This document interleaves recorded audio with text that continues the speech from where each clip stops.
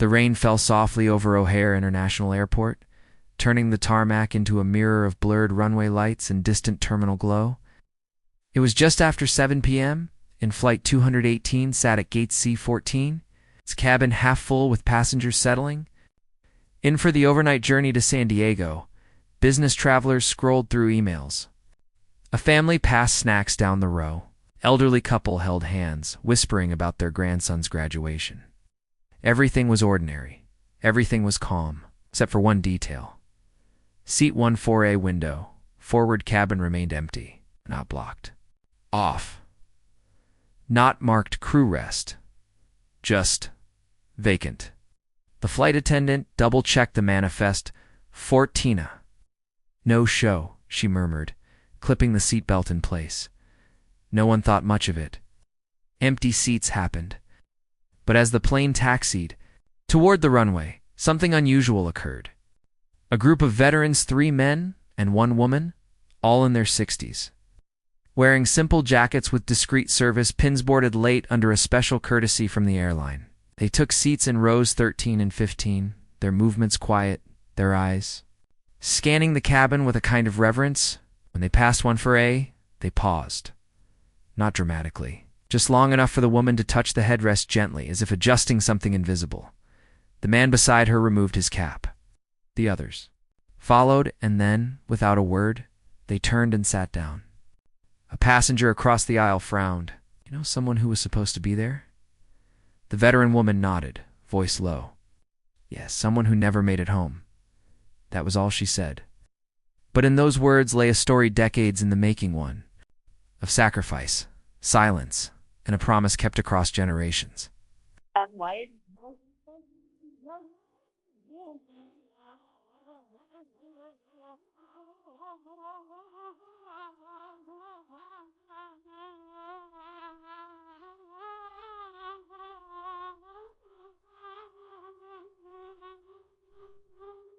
What no one on that flight knew was that Seat 14A hadn't been sold.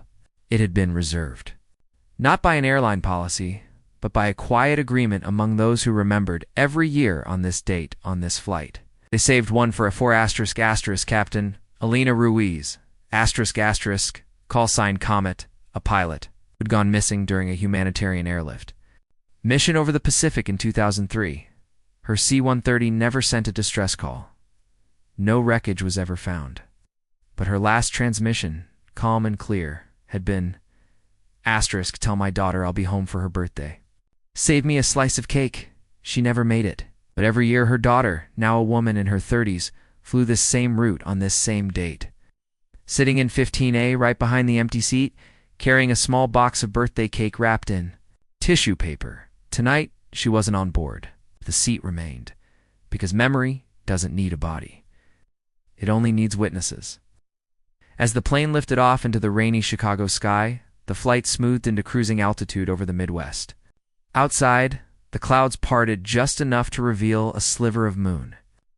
And then, something extraordinary happened. From the starboard side, 2 dark shapes emerged.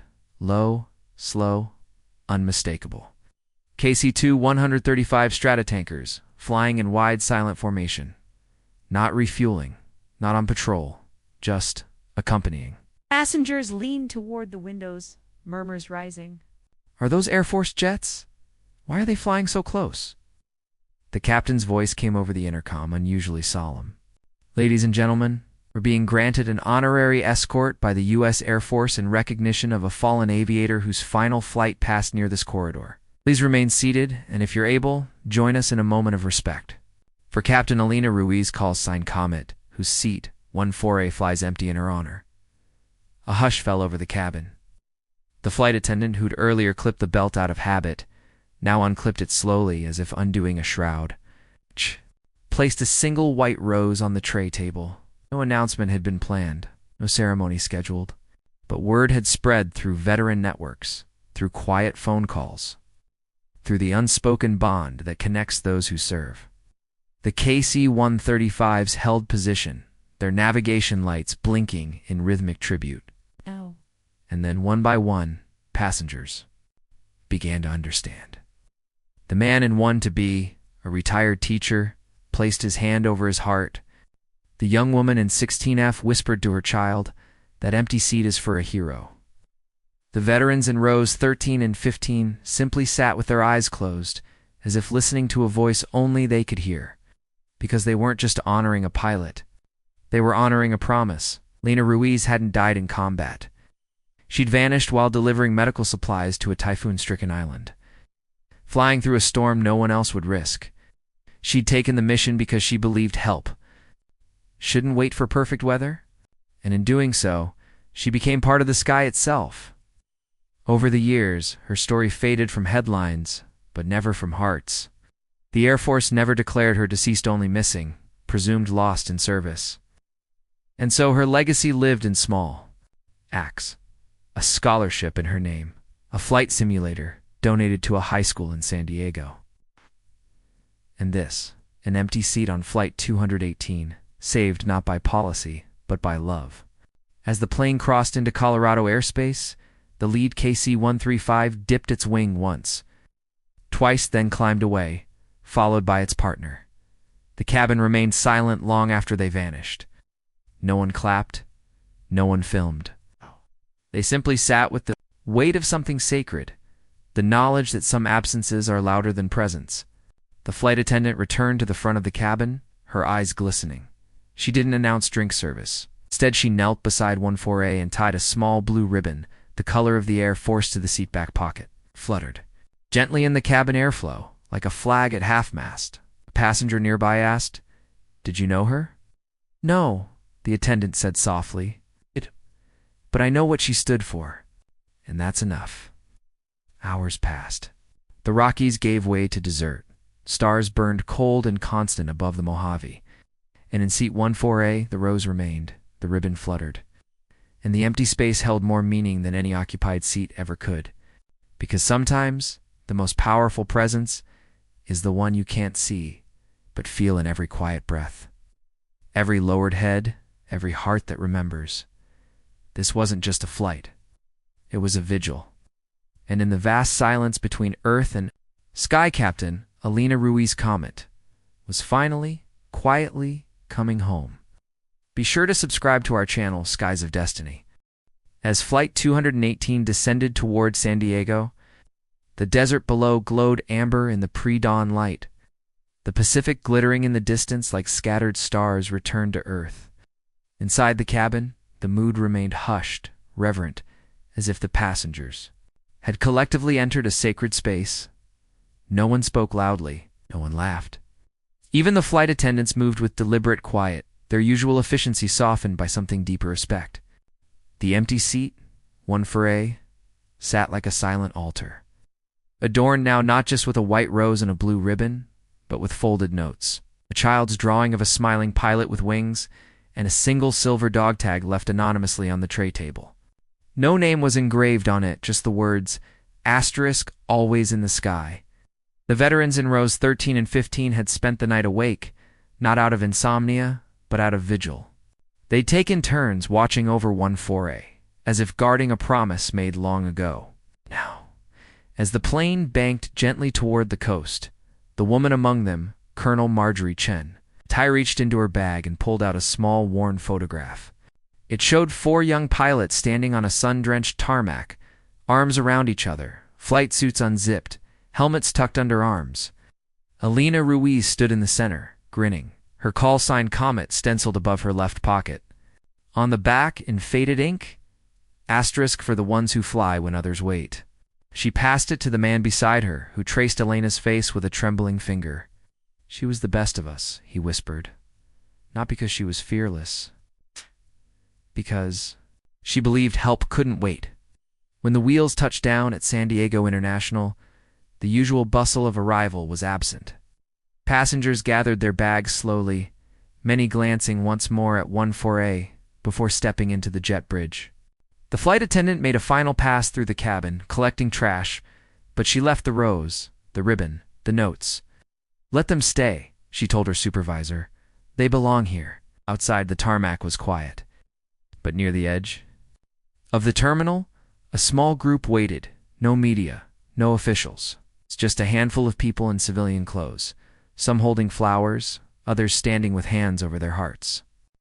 Among them stood a woman in her 30s, eyes red-rimmed but steady. It was Elena's daughter. Sophia, she hadn't flown this year. Her own daughter had come down with a fever, but she'd asked the airline to keep the tradition alive, and they had. As the last passenger deplaned, the lead flight attendant approached Sophia and handed her a sealed envelope. Inside was a note from the crew. *, we honored her as she deserved. Seat 14A flew empty, but never alone. Sophia pressed the letter to her chest and looked up at the sky, where the first rays of sunrise painted the clouds in soft gold. "Happy birthday, Mom," she whispered. Later that morning, at a quiet memorial garden nestled in Balboa Park, a small ceremony took place. Not grand, not public, just a gathering of those who remembered. The veterans placed the photograph from the flight beside Elena's placa, simple stone, etched with her name, rank, in a single line. *, she flew so others could live. Sophia brought the box of birthday cake still wrapped, still untouched, and set it gently at the base of the stone. "You always loved chocolate," she said, smiling through tears. "I kept your slice." A young Air Force cadet stepped forward, clutching a Model C-130, "Ma'am," she said to Sophia. "I'm training to be a transport pilot. My instructor told us about your mom. Said she taught us that mercy has no weather." Sophia took the cadet's hand. "Then fly like her. Not for glory. For grace." Back at the airport, the cleaning crew prepared the aircraft for its next flight. When they reached 14A, they paused. The rose had wilted slightly. The ribbons still fluttered. The notes remained. Instead of discarding them, they placed everything in a small archival box marked Flight 218, May 17th, for Captain Ruiz. It would be added to the growing collection at the San Diego Air and Space Museum, where Elena's story was told not as a tragedy, but as a testament that courage isn't always loud, and heroism doesn't always return home, but it always leaves ripples. In the days that followed, passengers who'd been on that flight began sharing their experience not for views, but for remembrance.